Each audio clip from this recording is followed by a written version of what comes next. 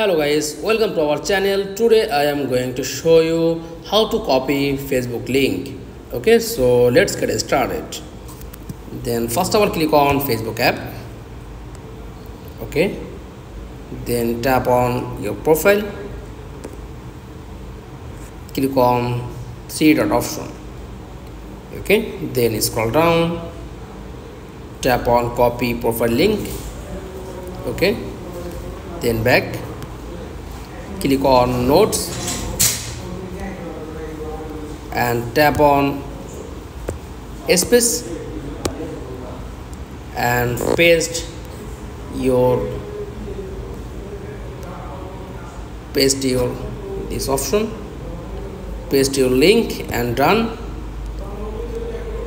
Click on this option. Okay, then open to copy Facebook link.